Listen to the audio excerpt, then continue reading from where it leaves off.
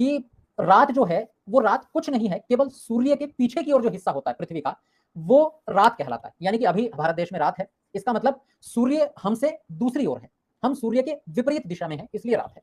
क्या ये बात कहीं पर लिखी है? यजुर्वेद का ही एक मंत्र है। यजुर्वेद के संभवतः 32वें अध्याय का मंत्र है, 34वें अध्याय का, 34वें अध्याय का 32वां मंत्र है। मैं प्रयास करता हूं आपकी स्क्रीन पर आपको दिखाई दे जाए।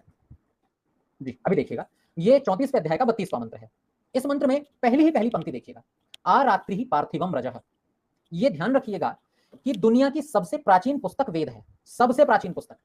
और ये सबसे प्राचीन पुस्तक अगर वेद है, तो वेद में जो बात लिखी है वो किसी से कॉपी तो की नहीं होगी। ऐसा तो है नहीं कि किसी पाश्चात्य किसी विचारक ने या वैज्ञानिक ने कोई बात लिखी हो, कही हो और वेद ने उसको नकल करके अपने यहां लिख दिया हो। ऐसा तो है नहीं, क्योंकि दुनिया की सबसे प्राचीन पुस्तक वेद है, सबसे पहली पुस्तक वेद है। अब उस नजरिए से जरा वेद को देखिए। प्रश्न ये उठा कि रात आखिर है क्या, हम किसे रात माने? कई लोग तो रात को राक्षस मानते हैं। कई धर्मों में, कई संप्रदायों में कहा जाता है कि रात एक राक्षसी है, लोग डरते हैं रात से। लेकिन जब वेद में यही बात आई कि रात क्या है, तो वेद बड़े सीधे साधे शब्दों में एक बात लिखता है। वेद कहता है आ रात्रि ही, ये जो पूरी रात हमें दिखाई दे रही है, ये क्या है? पार्थिवम रजः। पार्थिव कहते हैं पृथ्वी की, जैसे हमारा शरीर पार्थिव शरीर है, यानी पृथ्वी तत्व से बना हुआ शरीर है। ऐसे ही रात क्या है? पार्थिवम रजः। रजः कहते हैं छाया को। पार्थिवम रजः, पृथ्वी की छाया है।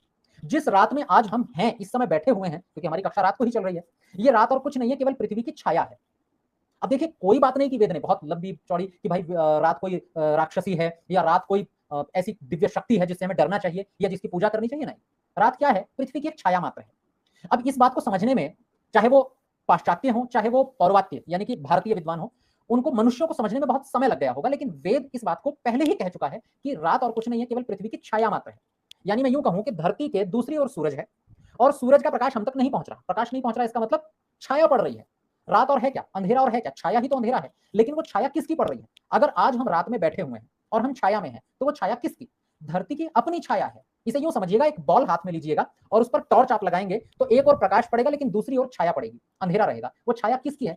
गेंद की अपनी स्वयं की छाया है, उधर किसी और की छाया नहीं है वो। तो ऐसे ही मंत्र कहता है, क्या है ये रात? पार्थिवम रजः, पृथ्वी की अपनी छाया मात्र है। इतनी बड़ी बात को वेद बड़े सरल शब्दों में कह देता है। अब बताइए, यहां विज्ञान है या नहीं? ये विज्ञान की ही तो बातें हैं। सृष्टि को जानना है, सृष्टि कैसी है, क्यों है, क्या काम करती है, यही तो विज्ञान है।